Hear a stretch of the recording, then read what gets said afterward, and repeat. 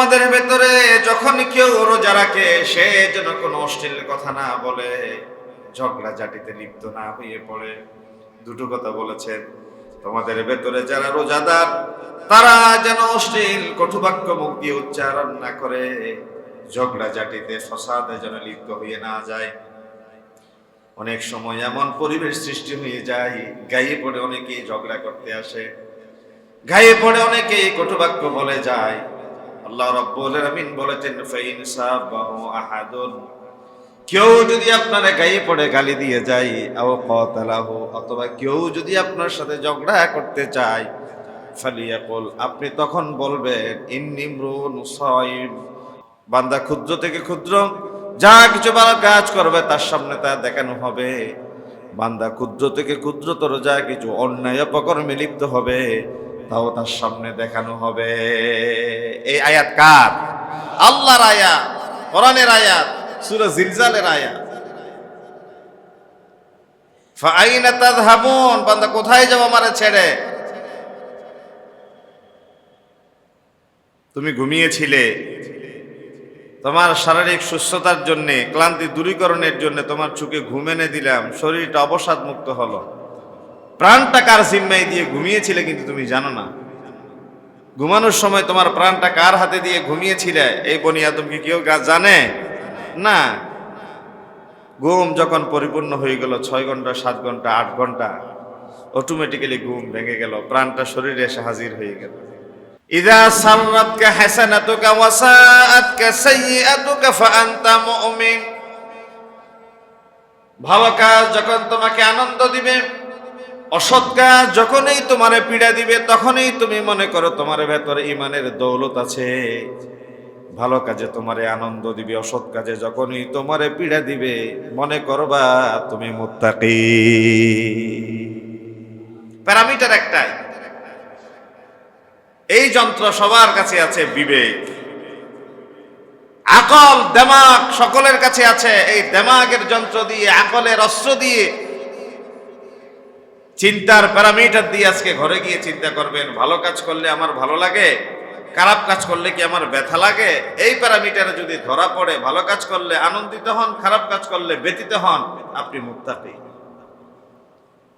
শুধু এই ভালো লাগা খারাপ লাগার ভেতরে কি আমাদের তাকওয়া? না, ভালো লাগার ভেতরে ভালোটাকে প্রাধান্য দিয়া, খারাপ লাগার ভেতরে খারাপটাকে অমিট করা, বাদ দিয়া, পরিহার করা।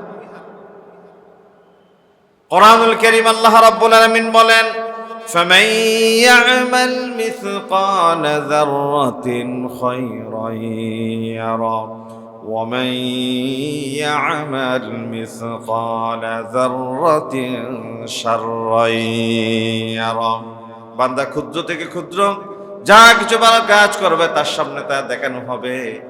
বান্দা ক্ষুদ্র থেকে ক্ষুদ্রতর যা কিছু অন্যায় অপকর্মে লিপ্ত হবে তাও তার সামনে দেখানো হবে।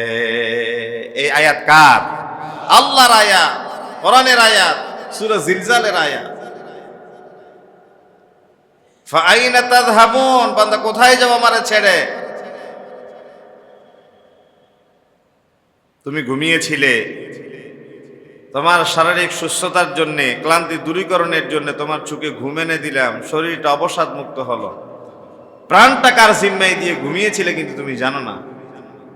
ঘুমানোর সময় তোমার প্রাণটা কার হাতে দিয়ে ঘুমিয়েছিলে এই বনি আদম কি কেউ জানে না? ঘুম যখন পরিপূর্ণ হয়ে গেল, 6 ঘন্টা 7 ঘন্টা 8 ঘন্টা, অটোমেটিক্যালি ঘুম ভেঙে গেল, প্রাণটা শরীরে এসে হাজির হয়ে গেল।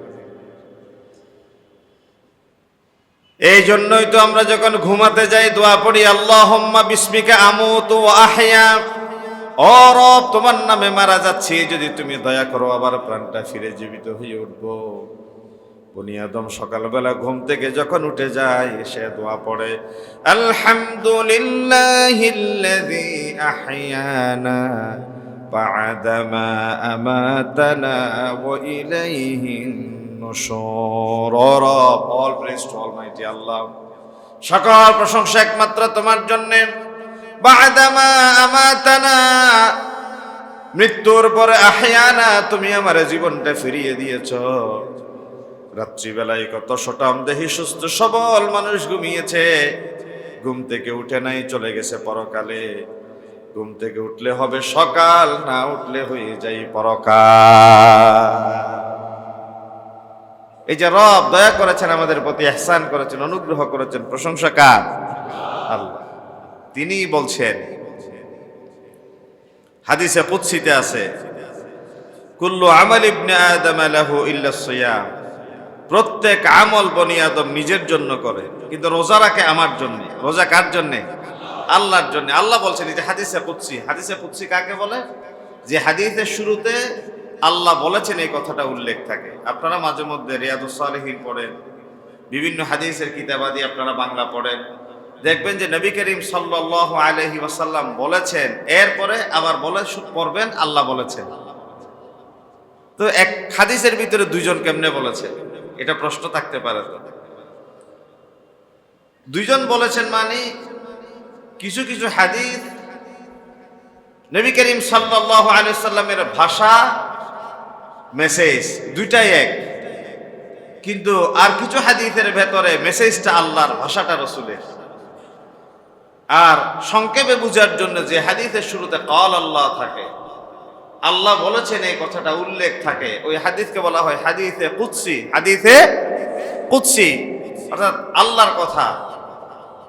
এমনি সচরাচর রাসূলুল্লাহর সব কথা তো আল্লাহর কথা। মসজিদে এসে উপস্থিত হওয়ার সুযোগ দিয়েছেন, আল্লাহর শুকর আদায় করে পড়ি আলহামদুলিল্লাহ। এত দীর্ঘ সময়ের একটি ফরজ সত্যি একটি কঠিন ব্যাপার। প্রতিনিয়ত আমরা আল্লাহ তাআলার নির্দেশের ভেতরেই অবস্থান করছি। একজন মানুষ যখন সালাত আদায়ে দাঁড়িয়ে যায়, সাময়িকভাবে কিছু কাজ তার জন্য তখন হারাম হয়ে যায়। অতিমাত্রায় শরীরের অঙ্গ প্রত্যঙ্গ চুলকানো, এলোমেলো ভাবে কোনো ডিরেকশন দেয়া, নামাজের স্থান পরিবর্তন করা, কাউকে কোনো বিষয়ের অর্ডার করা, এবং হাসি দিলে হাসির জবাব দেয়া, যে সকল কাজ নামাজের বাইরে হালাল, ওই সকল কাজ সাধারণত কিছু সময়ের জন্য নামাজের ভেতরে হারাম হয়ে যায়। কারণ ওই সময় বনি আদম রবের নির্ধারিত একটি ফরজ ইবাদতের ভেতরে ব্যস্ত আছে। যদি আপনি হজে যান, সুগন্ধি ব্যবহার করা, কোনো প্রাণী হত্যা করা বা হত্যার জন্য কাউকে দেখিয়ে দিয়া, স্ত্রীর কাছাকাছি যাওয়া বা নানাবিধ বৈধ কাজ ওই সময়ের জন্য ইহরাম পরিধান করাকালীন মুহরিম ব্যক্তির জন্য হারাম হয়ে যায়। ঠিক সিয়াম, এই দীর্ঘ সময় যখন আমরা পালন করি, এই সিয়ামের ভেতরে যদিও বলা হয়েছে দুটো বিষয় হারাম, কিন্তু সচরাচর যে সকল বিষয় অন্য সময়ে হারাম, ওই সকল বিষয় সিয়াম অবস্থায় হারাম।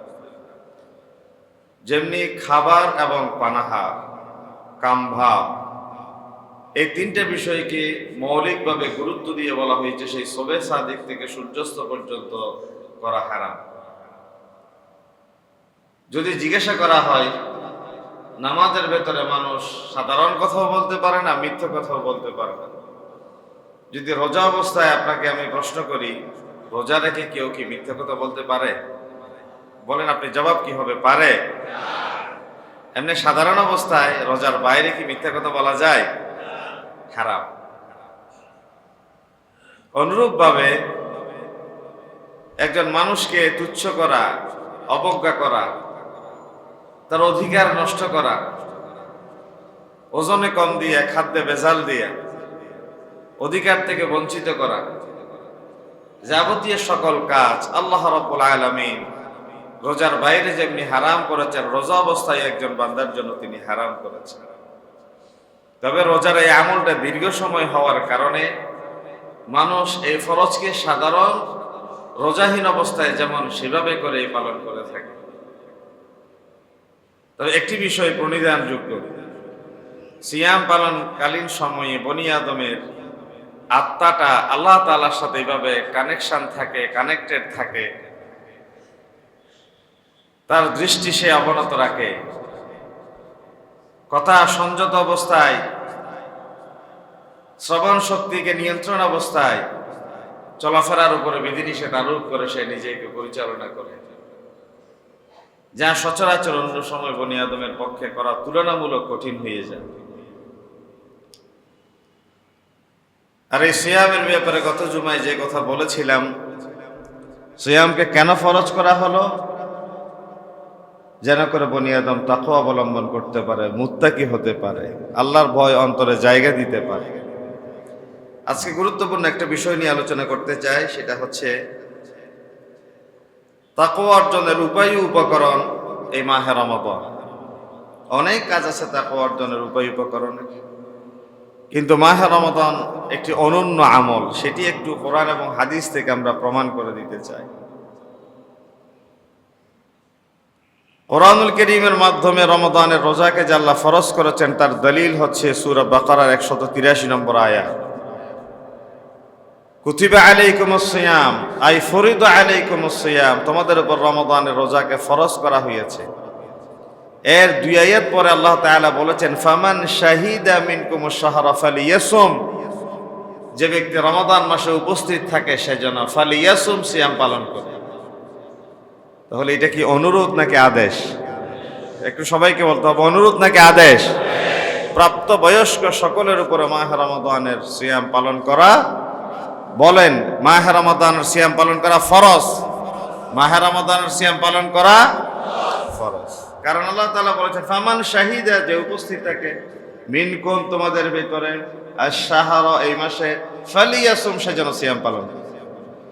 আর 183 নম্বর আয়াতে বলছে ফরিদা আলাইকুমুস সিয়াম কুতিবা আলাইকুমুস সিয়াম, রমাদান মাসের এই রোজা তোমাদের উপর ফরজ করা হয়েছে। কেন ফরজ করা হলো?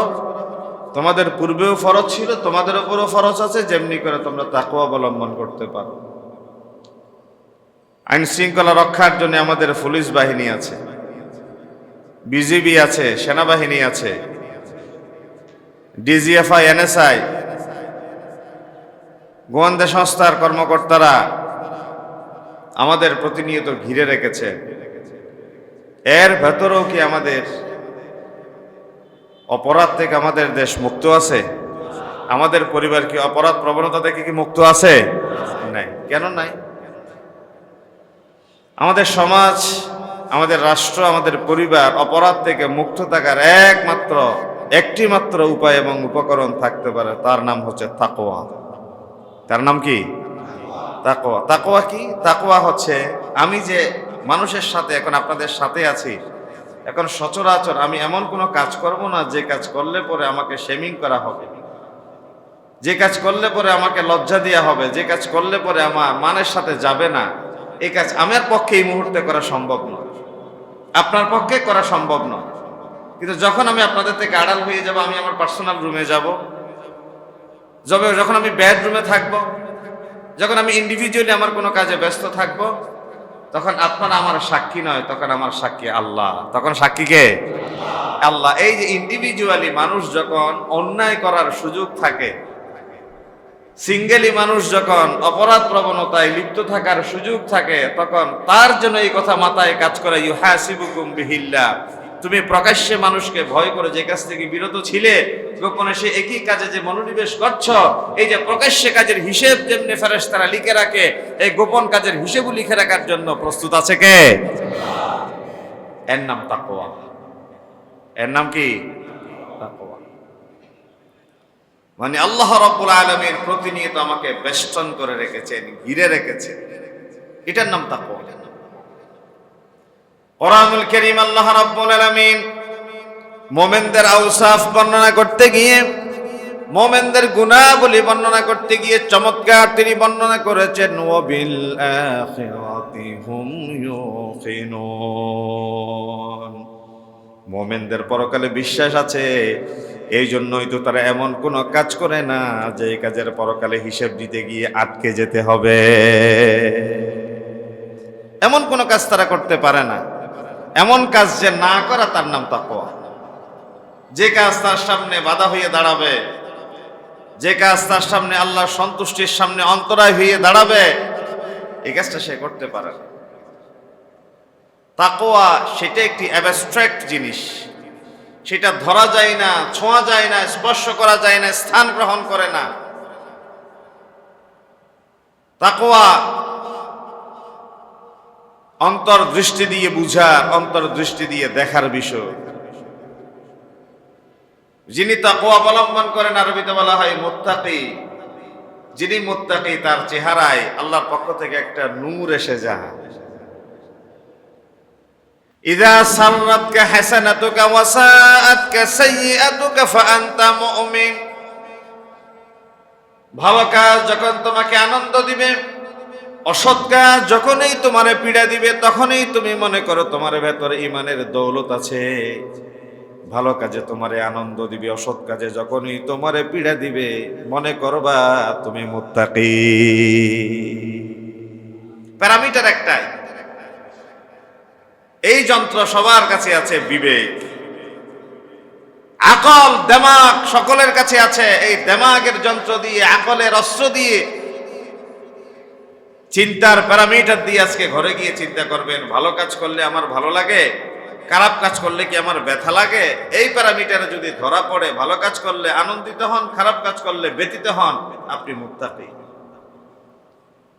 শুধু এই ভালো লাগা খারাপ লাগার ভেতরে কি আমাদের তাকওয়া? না, ভালো লাগার ভেতরে ভালোটাকে প্রাধান্য দিয়া, খারাপ লাগার ভেতরে খারাপটাকে অমিট করা, বাদ দিয়া, পরিহার করা। কোরআনুল কারীম আল্লাহ রাব্বুল আলামিন বলেন, ফামান ইয়া'মাল মিসকালা যাররাতিন খায়রান ইয়ারা ওয়া মান ইয়া'মাল মিসকালা যাররাতিন শাররান ইয়ারা। বান্দা ক্ষুদ্র থেকে ক্ষুদ্র যা কিছু ভালো কাজ করবে তার সামনে তা দেখানো হবে। বান্দা ক্ষুদ্র থেকে ক্ষুদ্রতর যা কিছু অন্যায় অপকর্মে লিপ্ত হবে তাও তার সামনে দেখানো হবে। এই আয়াত কার? আল্লাহর আয়াত, কোরআনের আয়াত, সূরা জিলজালের আয়াত। ফাআইনা তাযহাবুন, বান্দা কোথায় যাও আমারে ছেড়ে? তুমি ঘুমিয়েছিলে, তোমার শারীরিক সুস্থতার জন্য, ক্লান্তি দূরীকরণের জন্য তোমার চোখে ঘুম এনে দিলাম, শরীরটা অবসাদ মুক্ত হলো। প্রাণটা কার জিম্মায় দিয়ে ঘুমিয়েছিলে কিন্তু তুমি জানো না। ঘুমানোর সময় তোমার প্রাণটা কার হাতে দিয়ে ঘুমিয়েছিলে এই বনি আদম কি কেউ জানে? না। ঘুম যখন পরিপূর্ণ হয়ে গেল, 6 ঘন্টা, 7 ঘন্টা, 8 ঘন্টা, অটোমেটিক্যালি ঘুম ভেঙে গেল, প্রাণটা শরীরে এসে হাজির হয়ে গেল। এই জন্যই তো আমরা যখন ঘুমাতে যাই দোয়া পড়ি, আল্লাহুম্মা বিসমিকা আমুতু ওয়া আহইয়া।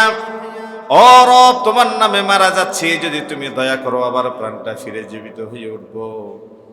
বনি আদম সকালবেলা ঘুম থেকে যখন উঠে যায়, সে দোয়া পড়ে, আলহামদুলিল্লাহিল্লাযী আহইয়ানা বা'দা মা আমাতানা ওয়া ইলাইহিন নুশুর। ও রব, অল প্রেজ টু অলমাইটি আল্লাহ, সকল প্রশংসা একমাত্র তোমার জন্য। বা'দা মা আমাতানা, মৃত্যুর পরে, আহইয়ানা, তুমি আমার জীবনটা ফিরিয়ে দিয়েছো। রাত্রিবেলায় কত শতাম দেহি সুস্থ সবল মানুষ ঘুমিয়েছে, ঘুম থেকে উঠে নাই, চলে গেছে পরকালে। ঘুম থেকে উঠলে হবে সকাল, না উঠলে হয়ে যাই পরকাল।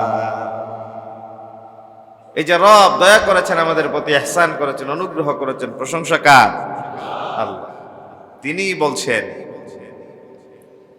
হাদিসে কুদসিতে আছে, কুল্লু আমাল ইবনে আদম লাহু ইল্লা সিয়াম। প্রত্যেক আমল বনি আদম নিজের জন্য করে, কিন্তু রোজা রাখে আমার জন্য। রোজা কার জন্য? আল্লাহর জন্য। আল্লাহ বলছেন, এই যে হাদিসে কুদসি। হাদিসে কুদসি কাকে বলে? যে হাদিসের শুরুতে আল্লাহ বলেছেন এই কথাটা উল্লেখ থাকে। আপনারা মাঝে মধ্যে রিয়াদুস সালিহিন পড়েন, বিভিন্ন হাদিসের কিতাবাদি আপনারা বাংলা পড়েন, দেখবেন যে নবী করিম সাল্লাল্লাহু আলাইহি ওয়াসাল্লাম বলেছেন, এরপরে আবার পড়বেন আল্লাহ বলেছেন। তো এক হাদিসের ভিতরে দুইজন কেমনে বলেছে, এটা প্রশ্ন থাকতে পারে। তো দুইজন বলেছেন মানে কিছু কিছু হাদিস নবী করিম সাল্লাল্লাহু আলাইহি সাল্লামের ভাষা মেসেজ দুইটাই এক, কিন্তু আর কিছু হাদিসের ভেতরে মেসেজটা আল্লাহর, ভাষাটা রাসূলের। আর সংক্ষেপে বুঝার জন্য যে হাদিসের শুরুতে ক্বাল আল্লাহ থাকে, আল্লাহ বলেছেন এই কথাটা উল্লেখ থাকে, ওই হাদিসকে বলা হয় হাদিসে কুদসি। হাদিসে কুদসি অর্থাৎ আল্লাহর কথা। এমনি সচরাচর রাসূলুল্লাহর সব কথা তো আল্লাহর কথা। ওয়াহিয়া মাতলু ওয়াহিয়া গায়রে মাতলু। ওয়াহিয়া মাতলু যা নামাজের ভেতরে তেলাওয়াত করা যায়, ওয়াহিয়া গায়রে মাতলু যা নামাজে তেলাওয়াত করা যায় না, যেমন হাদিস। এটা হাদিসে কুদসি হোক, এমনি সচরাচর হাদিস হোক, সেটা নামাজে তেলাওয়াত করা যাবে না। এটা হাদিসে কুদসি অর্থাৎ আল্লাহর কথা। আল্লাহ তাআলা এখানে বলছেন কুল্লু আমাল ইবনি আদম লাহু ইল্লা সিয়াম। প্রত্যেক বনি আদম যা কিছু আমল করে ওই কাজ একমাত্র নিজের জন্য করে। ইল্লা সিয়াম, কেবল রোজাটা করে আমার জন্য। এই জন্য আল্লাহ রাব্বুল আলামিন বলেন ফাইন্নাহু লি ওয়া আনা আজজি বিহি। ও বনি আদম শোনো শোনো, রোজা যেহেতু আমার জন্য রাখে, আর আমি আল্লাহ ঘোষণা দিয়ে দিলাম রোজার প্রতিদান হয় আমি আল্লাহর নিজ কুদরতি হাতে দিব, অথবা সরাসরি আমি আল্লাহ রোজা আর নিজেই প্রতিদান হয়ে যাব।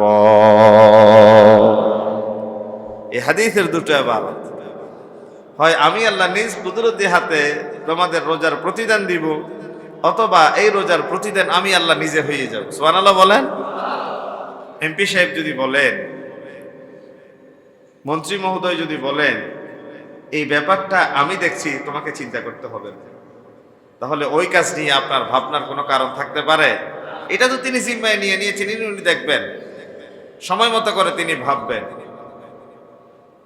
আল্লাহ তাআলা বলেছেন ও রোজাদার ও সাইমিন, রোজা যারা পালন করো তোমাদের জন্য স্পেশাল এন্ট্রান্সের একটা ফটক রেখেছি, বা ওয়াবা গেট আছে।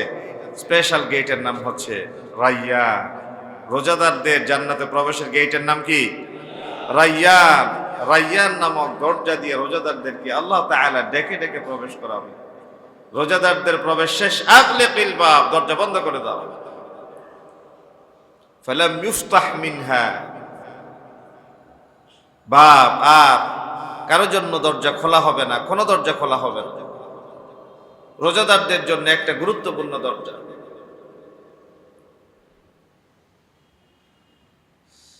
হয় রোজাদারদেরকে আমি আল্লাহ নিজ হাতে প্রতিদান দিব, অথবা আমি আল্লাহ তার জন্য নিজেই প্রতিদান হয়ে যাব। এরপরে আল্লাহ রাব্বুল আলামিন বললেন ওয়াসিয়ামু জুন্নাতুন, রোজা হচ্ছে ঢাল। যুদ্ধের ময়দানে শত্রু পক্ষের তীর নেশা বল্লভ থেকে বাঁচার জন্য আপনার হাতে যেমনি ঢাল থাকে, দুনিয়ার জমিনে সকল পাপ পঙ্কিলতা রবের নাফরমানি থেকে বাঁচার জন্য রোজা হচ্ছে আপনার সামনে ঢাল। রোজা কি? ঢাল। আচ্ছা, রোজা রেখে যে কোনো জায়গায় চুপ দিয়ে যাবে না, রোজা রেখে যে কোনো জায়গায় হাত দিয়ে যাবে না, রোজা রেখে যে কোনো কথা বলা যাবে না, যে কোনো বিষয় চিন্তা করা যাবে না। রোজা ঢাল, প্রোটেক্টর, আপনার জন্য সেফটি সিকিউরিটি এর অন্যতম মাধ্যম। একটি গাড়ি কত মাইল চললে পরে ইঞ্জিন অয়েল পরিবর্তন করতে হবে, মোবিল পরিবর্তন করতে হবে, তার একটা বিধিনিষেধ আছে না? আছে।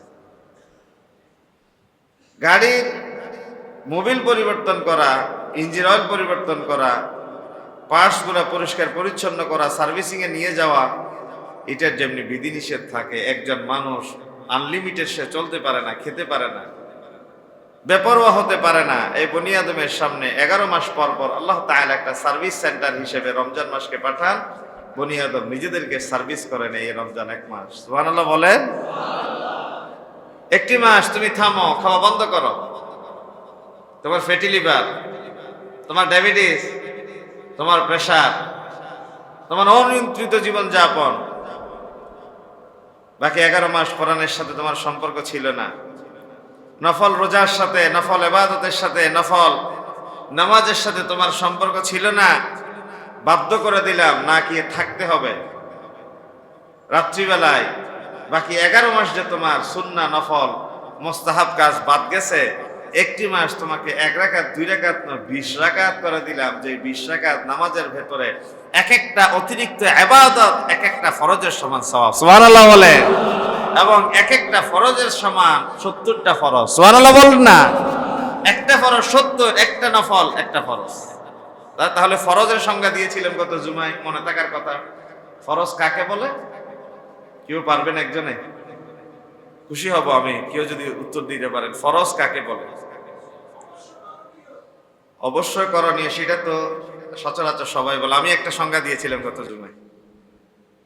ফরজ বলা হয় যে ফরজ আদায় না করলে শাস্তি পেতে হবে, অর্থাৎ এমন কাজকে ফরজ বলা হয় যে কাজটা না করলে শাস্তি পেতে হবে। আপনি মাসের 13, 14, 15 সোমবার বৃহস্পতিবার রোজা না রাখলে আপনাকে শাস্তি দেওয়া হবে না, কিন্তু রমজান মাসে রোজা না রাখলে আপনার শাস্তি আছে না নাই? আছে। এই যে ফরজের সংজ্ঞাটা মনে রাখবেন কি, যা অবশ্যই করণীয় সেটা কমন, এটা সহি উত্তর, ভুল নাই। কিন্তু এটার আরেকটু শৃঙ্খলিত সংজ্ঞা কি, এমন ইবাদত যে ইবাদত বাদ গেলে পরে শাস্তির মুখোমুখি হতে হবে। আমার আজকের আলোচনায় আছে, শেষে আসবে, সময় আমাকে সাপোর্ট দিলে বলবো। ফরজের সংজ্ঞা হাদিস থেকে শুনবো। তাহলে ওয়াসিয়াম ও জুন্নাতুন, সিয়াম হচ্ছে ঢাল স্বরূপ। কিসের থেকে ঢাল? যুদ্ধের ময়দানে আঘাত থেকে বাঁচার জন্য, শত্রুপক্ষ থেকে বাঁচার জন্য যেমনি ঢাল রাখেন, জাহান্নাম থেকে, অন্যায় অপরাধ পাপ-পঙ্কিলতা থেকে বাঁচার জন্য এই রোজা আপনার সামনে ঢাল হয়ে দাঁড়িয়ে যাবে।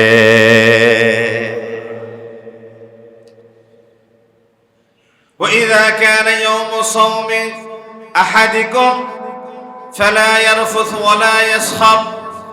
তোমাদের ভেতরে যখন কেউ রোজা রাখে, সে যেন কোনো অশ্লীল কথা না বলে, ঝগড়া ঝাঁটিতে লিপ্ত না হয়ে পড়ে।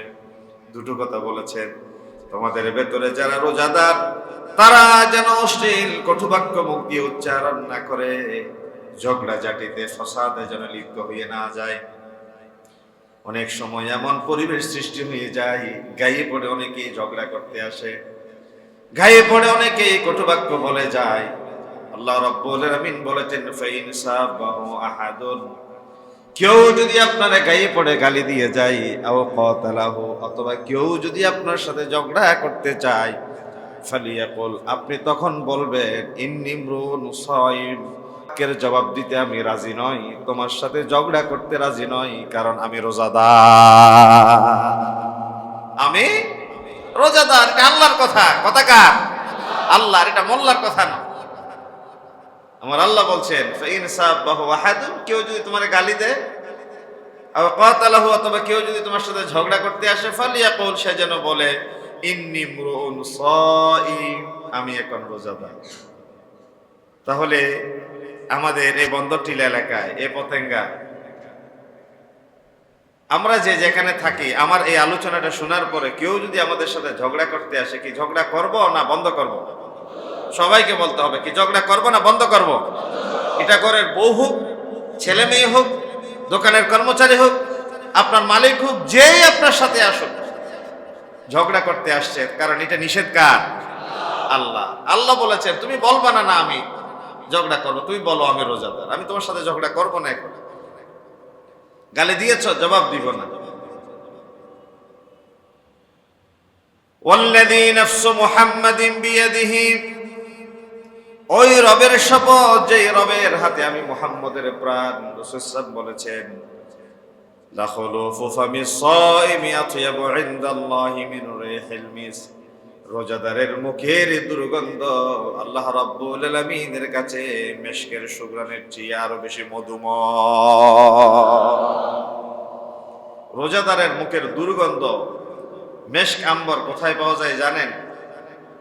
এক নলা বিশিষ্ট হরিণ, অর্থাৎ 3 পা বিশিষ্ট একটা প্রাণী আছে, যেই হরিণের নাভিতে মেশক পাওয়া যায়, মৃগ নাভি পাওয়া যায়। এক নলা বিশিষ্ট সামনের যে হরিণ থাকে, ওই হরিণের নাভিতে মেশক পাওয়া যায়। এটা জান্নাতীদের গ্রান হবে।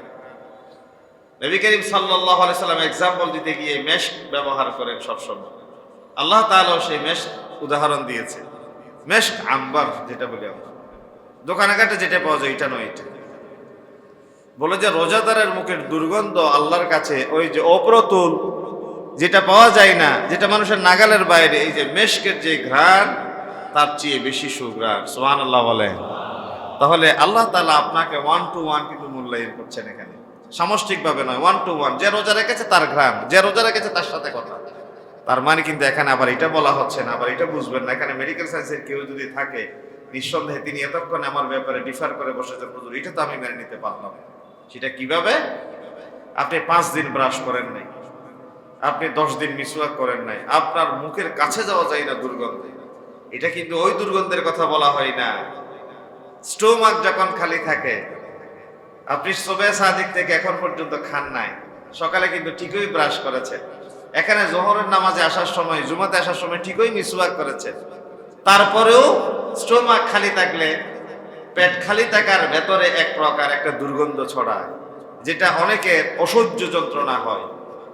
এই যে এই গন্ধটার কথা বলা হচ্ছে নাকি এখানে দুর্গন্ধ ছড়াবার জন্য আপনি 3-4 দিন ব্রাশ না করে, 3-4 দিন মিসওয়াক না করে থেকে বলবেন যে রোজাদারের দুর্গন্ধ আল্লাহর কাছে মেশকের ঘ্রাণ, এই জন্য আমি ব্রাশ করবো না।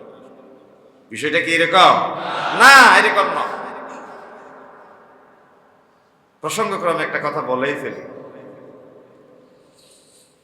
নবী করিম সাল্লাল্লাহু আলাইহি ওয়াসাল্লাম সাহাবায়ে কিরামদেরকে নিয়ে বসছেন, হঠাৎ আল্লাহ তাআলা একটা জাতের প্রশংসা করে বসলেন, তাদেরকে ধন্যবাদ দিলেন, তাদের প্রশংসা করলেন। তারা কারা? যারা পবিত্রতা অর্জন করে। সাহাবায়ে কিরামরা একটু নড়ে চড়ে বসলেন। কি ব্যাপার ইয়া রাসূলুল্লাহ, আমরা সবাই তো পবিত্রতা অর্জন করি, পবিত্রতার আমরা ভালোবাসি, এখানে আল্লাহ তাআলা স্পেশালি কাকে ধন্যবাদ দিয়েছে? ফীহি রিজালুন ইউহিব্বুনা আন ইয়াতাতাহহারু ওয়াল্লাহু ইউহিব্বুল মুতাহহিরিন। মানুষের ভেতরে কেউ কেউ এমন আছে যারা পবিত্রতাকে বেশি ভালোবাসে, আমি আল্লাহ ওই সমস্ত ব্যক্তিদেরকে ভালোবাসি। এখন সাহাবায়ে কিরামরা নড়ে চড়ে বসলো, আমাদের ভেতরে অপবিত্র থাকে তো এমন কেউ নাই, কিন্তু আল্লাহ স্পেশালি এখানে কাকে পবিত্রতা অর্জনকারীদের ভালোবাসে বলেছে। নবী করিম সাল্লাল্লাহু আলাইহি ওয়াসাল্লাম তাদেরকে জিজ্ঞাসা করলেন, তোমরা যখন হাম্মামে যাও, তোমরা যখন ওয়াশরুমে যাও, তোমরা কিভাবে ওয়াশরুম থেকে পবিত্র হয়ে আসো? বলে যে ইয়া রাসূলুল্লাহ, আমরা ঢিলা কুলুক ব্যবহার করি। আরবে যাদের খাবার হচ্ছে ফলমূল জাতীয়, খেজুর, তাদের বাথরুমগুলো হয় একটু শক্ত টাইপের, তারা পানি ব্যবহার না করে শুধু ঢিলে কুলুক ব্যবহার করে, তারা যথেষ্ট মনে করত। কিন্তু একটা অঞ্চলের মানুষ শুধুমাত্র ঢিলে কুলুকের সাথে পানি ব্যবহার করত, তারা ছিল কোবাবাসী। কারা? ওই কোবা মসজিদে যান না, হজে গেলে, ওমরায় গেলে, ঘর থেকে উজু করে কোবা মসজিদে গিয়ে যদি কেউ 2 রাকাত নামাজ আদায় করে, তাকে একটা মকবুল উমরার সওয়াব লিখে দিবেন কে? সুবহানাল্লাহ বলেন না। কোবা মসজিদ যেটা নবী করিম সাল্লাল্লাহু আলাইহি ওয়াসাল্লাম নিজেই তৈরি করেছে। এই কোবা এলাকার লোকজন একমাত্র অধিবাসী যারা ঢিলে কুলুকের সাথে পানি ব্যবহার করত। সাহাবায়ে কিরামরা যখন জিজ্ঞাসা করে রাসূলুল্লাহ কাদের ব্যাপারে বলেছে, ওই কোবাবাসীর ব্যাপারে বলেছে, ফীহি রিজাল ইউহিব্বুনা আন ইয়াতাতাহহারু আল্লাহু ইউহিব্বুল মুতাহহিরিন। মানুষের ভেতরে কেউ কেউ এমন আছে যারা পবিত্রতাকে ভালোবাসে। পবিত্রতাকে ভালোবাসে মানে তোমরা শুধু ঢিলে কুলুক করো, তোমাদের ঢিলে কুলুকের সাথে পানিও নেই কোবাবাসীরা। এই জন্য আল্লাহ নিজে পবিত্র, পবিত্রতাকে তিনি ভালোবাসে। নবী করিম সাল্লাল্লাহু আলাইহি ওয়াসাল্লাম আরেকদিন বললেন, অহংকার আল্লাহর চাদর, বড়ত্ব আল্লাহর লুঙ্গি, সুতরাং তোমরা কেউ এই বড়ত্বের লুঙ্গি এবং চাদর ধরে টানাটানি করো না, তার মানে তোমরা অহংকার করো না। তখন সাহাবায়ে কিরামরা জিজ্ঞাসা করলেন, ইয়া রাসূলুল্লাহ, আমার একটু ভালো লাগে একটু নতুন জামা পরি, আমার একটু ভালো লাগে সুন্দর জুতা পরি, এটা কি অহংকার হবে? দেখেন সাহাবায়ে কিরামদের প্রশ্নে ধরন। ইয়া রাসূলুল্লাহ, আপনি বলেছেন অহংকার আল্লাহর চাদর, বড়ত্ব আল্লাহর লুঙ্গি, সুতরাং তোমরা আল্লাহর লুঙ্গি এবং চাদর ধরে টানাটানি করো না, অর্থাৎ অহংকার করো না। তো সাহাবী কি প্রশ্ন করলেন? বলে যে আমার একটু ভালো জামা পড়তে ভালো লাগে আর কি, নতুন জামা পড়তে ভালো লাগে, ভালো একজোড়া স্যান্ডেল পড়তে ভালো লাগে, এটা কি অহংকার হবে? নবী করিম সাল্লাল্লাহু আলাইহি ওয়াসাল্লাম অহংকার হবে হবে না সেটা না বলে তিনি জবাব দিয়েছেন, ইন্নাল্লাহা জামিল ইউহিব্বুল জামাল। আল্লাহ নিজে সুন্দর, তিনি সৌন্দর্যকে পছন্দ করেন। সুবহানাল্লাহ বলে। আল্লাহ সুন্দর, তবে বতরুল হাক্কি ওয়া গামতুন নাস, সত্যকে আড়াল করা, মানুষকে তুচ্ছ জ্ঞান করার নাম হচ্ছে অহংকার। সংজ্ঞাও দিয়ে দিয়েছে। তাহলে ওই আল্লাহর শপথ, যে আল্লাহর কুদরতি আদি মুহাম্মদ সাল্লাল্লাহু আলাইহি ওয়াসাল্লামের প্রাণ, লাখনুফু ফামিস সাইমি আতিয়াবু ইনদাল্লাহি মির রিহিল মিস্ক, রোজাদারের মুখের দুর্গন্ধ আল্লাহ রাব্বুল আলামিনের কাছে মিশকের সুগন্ধের চেয়ে আরো বেশি মিষ্টি। লিসাইমি ফারাহাতান, রোজাদারের জন্য দুটো আনন্দের মুহূর্ত, ইয়াফরাহুমা, তারা খুব বেশি আনন্দিত হবে।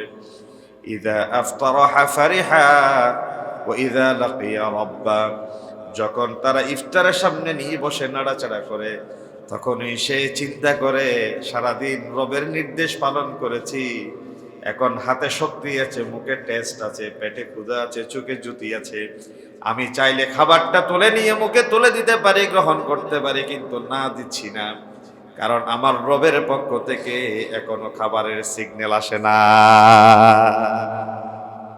এই রোজাদার যখন খাবার সামনে নিয়ে বসে, ইফতারি সামনে নিয়ে বসে, তখন তার মনের ভেতরে এক প্রকার অব্যক্ত আনন্দ কাজ করে। ভালো লাগে না তখন ইফতার সামনে নিয়ে একটু নাড়াচাড়া করলে? যে তখন আমরা অনেক সময় দেখেন এটা কি সাইকোলজিক্যাল একটা ব্যাপার। জোহরের নামাজ পড়ে ঘরে যান, অনেক সময় সকাল থেকে কিছু খান নাই, মানে প্রচন্ড ক্ষুধার্ত, ভাত দিতে একটু দেরি হইলে আপনি মনে মনে কত কল্পনা করেন, এতক্ষণ কোথায় গেল, কি করছে, আমি নামাজ পড়ে আসছি, ভাত দিতে পারে নাই, এই সে হাবি যাবে, কত মনে মনে গালি দেন আপনি বউরে, মেয়েরে, কাজের বুয়ারে, কত কথা বলে। কিন্তু 2 ঘন্টা না কি মনের ভিতরে পেট শোঁ করে গালিগালাজ করলেন, চিন্তা করলেন, কত অভিশাপ দিলেন। ইফতার সামনে নিয়ে আমার জানা মতে এমন কোন রোজাদার নাই যে আল্লাহর ব্যাপারে এই ক্লেম করে, রব সারাদিন খাই না, তুমি কেন মাগরিবের আজানটা 10 মিনিট আগাই দিলে না, একটু আগাই দিলে তো তুমি পারতে। এরকম কেউ কি চিন্তা করে? আমি করি না, আপনারা করেন না, কেউ করে না, বরং ভালো লাগে। আর 2 মিনিট, আজকে 36-এ, 35-এ, 28-এ, 29-এ ইফতার, তারপরেও অনেকে একটু কনফিডেন্সিয়াল কথাবার্তা বলে, যে আজান না হওয়া পর্যন্ত বলে যে খাবো না, কারণ হুজুর আজান দেয় ইফতারের আরো 2 মিনিট পরে, কারণ যদি ভেঙে যায় 1 মিনিট আগে, সারাদিন রোজা রেখে যদি 1 মিনিট আগে আমার রোজাটা ভেঙে যায়, যদি নিয়ম বহির্ভূত হয়ে যায়, ভাই আমি এত তুমি খাও, আমি খাবো না। অথচ রমজান মাসে তো মাগরিবের ভক্তের সাথে সাথেই দিয়ে দেয়, কিন্তু অন্যান্য সময় যখন আমরা রোজা রাখি তখন কিন্তু মসজিদ সাহেব সূর্য অস্তের আরো 5-7 মিনিট পরে আজান দেয়। ইফতারের সময় কিন্তু আরো 5 মিনিট আগে হয়ে গেছে, কিন্তু তারপরেও আমি অন্তত, যেহেতু আলহামদুলিল্লাহ আমি তো একটু পুরো বছর রোজা রাখার চেষ্টা করি, আমি অন্তত চেষ্টা করি যে না, 1 মিনিট আগে যদি ভাই এটা অসতর্কতা বশত রোজা ভেঙে যায়, পণ্ডশ্রম হয়ে যায়। এই জন্য মসজিদ আজান দিক অন্তত সে 5 মিনিট পরে দিলে যথাসময় ইফতারটা হবে। এই যে আল্লাহ নির্দেশ পালনের একটা মজা, একটা তৃপ্তি, এটা আল্লাহ তাআলা নিজেই বলছেন, বলে যে এই আনন্দটা তো আমি তার ভেতরে সঞ্চার করে দিয়েছি, সুবহানাল্লাহ, আমি তার ভিতরে তৈরি করে দিয়েছি আনন্দটা। 2 নম্বর আনন্দের ব্যাপার, ওয়াইদা লাকিয়া রাব্বা ফারিহা বিসাওমিহি, আমার বান্দা যখন কিয়ামতের ময়দানে আমার সামনে দাঁড়াবে, তখন যারা রোজা রেখেছে তাদেরকে আমি বিশাল জমায়েত থেকে আলাদা করে ফেলবো। আলাদা হয়ে যাও, আলাদা হয়ে যাও, তোমাদেরকে ওই দরজা দিয়ে প্রবেশের অনুমতি দেয়া হবে, বাকিরা প্রবেশ করবে অন্য দরজায়। আপনারা তো এয়ারপোর্টের কাছাকাছি মানুষ, আপনাদের অনেক বেশি অভিজ্ঞতা থাকার কথা। ভিআইপি যখন কেউ আসে তার জন্য কোনো বিধিনিষেধ থাকে না, ভিআইপির পেছনে পেছনে যারা থাকে তাদের জন্য বিশেষ ভিআইপি গেটটা খুলে দেওয়া হয়। তখন সাধারণ প্যাসেঞ্জার যারা ঘন্টার পর ঘন্টা দাঁড়িয়ে থাকে, তাদের মনে প্রশ্ন জাগে, হাই হাই, আমি যদি ভিআইপির সাথে থাকতাম আমাকেও দাঁড়িয়ে থেকে কষ্ট করতে হতো না। মনে আসে না? দুলার সাথে যারা যায় আলাদা মর্যাদা, ভিআইপির সাথে যারা যায় আলাদা সম্মান। রোজাদারদেরকে আল্লাহ এখানে ভিআইপি বলেছে, স্পেশাল ডিগনিটি তাকে দেয়া হচ্ছে এখানে। এবং বাঁশখালীর মুফতি আজহার দামাত বরকাতুহুম অনেক বড় আলেম, তিনি চৌধুরী পরিবারের সন্তান। একটা সময় লাভলেন তাবলীগের মসজিদে একদিন তিনি আলোচনা করছিলেন, আমি ওখানে আলোচনাটা শুনেছি, তিনি বলেছেন এইভাবে, কিয়ামতের ময়দানে যারা হক্কানি রব্বানি উলামায়ে কেরাম সবার বিচার হয়ে যাবে, তাদেরকে একটা জায়গায় আল্লাহ তাআলা বসতে দিবেন। একটা বিশাল প্যান্ডেল থাকবে, তাদেরকে সেই জায়গায় সম্মান দিয়ে বসতে দেওয়া হবে। উলামায়ে কেরামরা সর্বশেষ। উলামায়ে কেরাম মানে যেন তেন মোল্লার কথা বলি নাই, যাদের আল্লাহর ভয় আছে, হালাল হারাম মেনে নেয়ার, যার ভেতরে আল্লাহ তাআলার প্রতি একটু ঝোঁক প্রবণতা লালন করে, তাদের কথা বলছি। সবার শেষে তারা জিজ্ঞাসা করবে, রব আমাদের কি ফাইসালা হবে না? সবার তো বিচার ফাইসালা হয়ে গেছে, আমরা তো কিছুই পেলাম না, বা আমাদের ব্যাপারে কিছু বললেন না। আল্লাহ তাআলা বলবেন, যদি তোমাদেরকে আমি বিচার করব এই চিন্তা করতাম, তাহলে ইলমের দৌলত দিয়ে তোমাদেরকে জমিনে জাতির ভিতরে সম্মানিত করতাম না। সুবহানাল্লাহ বলে, তোমাদেরকে বিশেষ মর্যাদার আসনে আমি সমাসীন করতাম না। একটা বিশেষ প্যান্ডেলে তাদেরকে বসতে দেওয়া হবে, জায়গা দেওয়া হবে, তোমাদেরকে আমি আল্লাহ সম্মানিত করলাম। আজকে ইলমের দৌলত, আমল থাকতে পারা, আল্লাহ তাআলার পক্ষ থেকে বিশেষ বড় একটি অনুগ্রহ, নিয়ামত। এই জন্য বেআমলি হবেন না, আমল শূন্য হবেন না, গোপন পাপ করবেন না, গোপনে অন্যায় করবেন না, মানুষের সামনে সাধু সেজে বক ধার্মিক হয়ে আপনি জীবন পরিচালনা করবেন না। মুমিনের চরিত্র দুই ধরনের হতে পারে না। আল মুমিনু গিররুন কারীম, মুমিনরা হয় ব্যক্তিত্ব সম্পন্ন। দিনের আলোতে একরকম, রাতের আঁধারে আরেক রকম। এটা মুমিনের চরিত্র নয়, এটা মুনাফিকের চরিত্র। এটা কার চরিত্র? মুনাফিকের চরিত্র। কর্মবৈষয়িক নীতি অবলম্বন যারা করে, মুমিনরা হবে পার্সোনালিটি রেখে চলবে, ব্যক্তিত্ব সম্পন্ন, শাখসিয়তওয়ালা।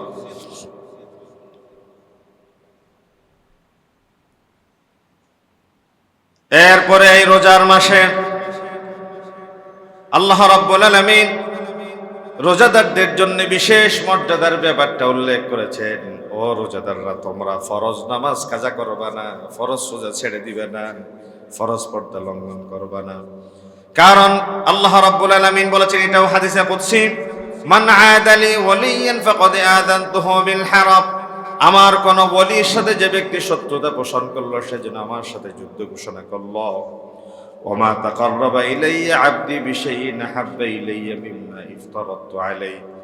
আমি বান্দার উপর যত সব নির্দেশাবলী দিয়েছি, আমি ওই বান্দার কাজকে সবচেয়ে বেশি ভালোবাসি, ওই বান্দারে বেশি পছন্দ করি। যেই বান্দা আমার কাছে আসতে চায়, আমার কাছে আসা আমলের ভেতরে সবচেয়ে গুরুত্বপূর্ণ আমল হচ্ছে বান্দা ফরজের ব্যাপারে আপোষ করবে না। সুবহানাল্লাহ বলেন। কিসের ব্যাপারে? ফরজের ব্যাপারে। যে কথাটা বলতে চাইছিলাম এটা আর কি, অর্থাৎ মা তাকাররাবা ইলাইয়া আবদি বিশাই, অর্থাৎ কোন কাজটা বান্দাকে আল্লাহর কাছাকাছি নিয়ে যায়, তার ভেতরে অন্যতম হচ্ছে মিম্মা ইফতারাতু আলাইহি, আমি তাদের উপর যা কিছু ফরজ করেছি, ফরজ কাজ আদায়ের মাধ্যমে বান্দা আমার কাছে আসতে পারে। সুবহানাল্লাহ বলেন। তাহলে আল্লাহর কাছাকাছি যাবার সবচেয়ে প্রথম বড় সিঁড়িটা কি? ফরজ কাজ। বলেন না, বড় সিঁড়িটা কি? ফরজ কাজ। এটা ফরজ নামাজ হতে পারে, ফরজ রোজা হতে পারে, ফরজ হজ হতে পারে, ফরজ যাকাত হতে পারে, ফরজ অন্যান্য বিধিনিষেধ হতে পারে। এই যে ফরজ কাজের মাধ্যমে বান্দা আল্লাহর কাছাকাছি চলে যায়। 2 নাম্বার, ওয়ামা ইয়াজালু আবদু ইয়াতাকাররাবু ইলাইয়া বিন-নওয়াফিল হাত্তা উহিব্বাহু। বান্দা আমার কাছাকাছি আসার অন্যতম সবচেয়ে বড় আরেকটি মাধ্যমের নাম হচ্ছে নফল ইবাদত। নফল ইবাদত, বান্দা যখন ফরজের পাশাপাশি নফল ইবাদতে ব্যস্ত হয়ে যায়, হাত্তা উহিব্বাহু, এক পর্যায়ে আমি আল্লাহ তারে ভালোবাসি, এটা ঘোষণা দিয়ে দিই। মানে আল্লাহ বলছেন, আমি যে বান্দারে ভালোবাসি এটা বলে ফেলি আমি তারে, তো সে তো শুনে না। সে কেমনে শুনে? আমি যে বান্দারে ভালোবাসি সেটা সে কেমনে জানে? ফাইযা আহবাবতুহু কুনতু সামআহু আল্লাযী ইয়াসমাউ বিহি। আমি যখন আমার কোন বান্দারে ভালোবাসি, সে ওই কান দিয়ে শুনে যেই কান আমি আল্লাহ হয়ে যাই। সুবহানাল্লাহ বলেন। ওয়া বাসারুহু আল্লাযী ইউবসিরু বিহি, ওই চোখ দিয়ে সে দেখে যেই চোখ স্বয়ং আমি আল্লাহ হয়ে যাই। ওয়া ইয়াদাহু আল্লাতী ইয়াবতিশু বিহা, ওই হাত হয়ে যায় আমি আল্লাহ যে হাত দিয়ে সে ধরে। ওয়ালিজলাহুল্লাতী ইয়ামশি বিহা, আমি আল্লাহ তার পায়ে পরিণত হয়ে যায় যেই পা দিয়ে সে জমিনে চলাফেরা করে। আল্লাহু আকবার। অর্থাৎ বান্দার কান আল্লাহর কান, বান্দার চোখ আল্লাহর চোখ, বান্দার হাত আল্লাহর হাত, বান্দার পা আল্লাহর পা। চারটা কথা বলেছেন। কয়টা কথা? চারটা। এটা হাদিসে কুদসি, কোনো বানানো গল্প নয় বাবা। এটা বুখারীর 6502 নম্বর হাদিস। এটা কোনো বানানো গল্প নয়, হুজুরের গল্প কাহিনী নয়। এটা হাদিসে কুদসি। বলে যে কেমনে আল্লাহ বান্দার কান হয়ে যায়, কেমনে বান্দা আল্লাহর চোখ হয়ে যায়, কেমনে বান্দা আল্লাহর হাত পা হয়ে যায়। বলে যে বান্দা যখন আল্লাহর সাথে একাকার হয়ে যায়, তখন বান্দা এমন জায়গায় চোখ দেয় না যেই জায়গায় চোখ দিয়ে আল্লাহ নিষেধ করেছে। বান্দা আল্লাহর কান হয়ে যায়, মানে বান্দা কান দিয়ে এমন কিছু শুনে না যেই কান দিয়ে শোনা আল্লাহ পছন্দ করে না। বান্দা এমন কোনো বিষয়ে হাত বাড়াই না যেই বিষয়ে হাত বাড়া আল্লাহ পছন্দ করে না। বান্দা এমন কোনো জায়গায় পা দেয় না যেদিকে পা দিয়াটা আমার আল্লাহ পছন্দ করে। তার মানে আল্লাহর পছন্দনীয় বিষয় বান্দার কাছে যখন সহজ হয়ে যায়, তখন বুঝে নিবেন আল্লাহ আপনার বন্ধু হয়ে গিয়েছে। এর রেজাল্ট কি দেখেন? ওয়া ইন সাআলানি লাউতিয়ান্নাহু, বান্দা যখন আমার কাছে চায় অবশ্যই আমি তার চাওয়া মাত্রই সব দিয়ে দিই। ওয়ালা ইন ইসতিআযানি লাউইযান্নাহু, বান্দা কোন বিষয় থেকে যখন আমার কাছে পানা চায় আমি তার মুক্তি দিয়ে দিই। ওয়ামা তারাদ্দাতু আন শাইইন আনা ফাইলুহু তারাদ্দুদি আন নাফসিল মুমিন। বলে যে বান্দা কোন বিষয় আমি কোনো কাজ করতে চাইলে তা করতে কোনো দ্বিধা করি না, যত না দ্বিধা করি কোনো মুমিনের প্রাণ নিতে।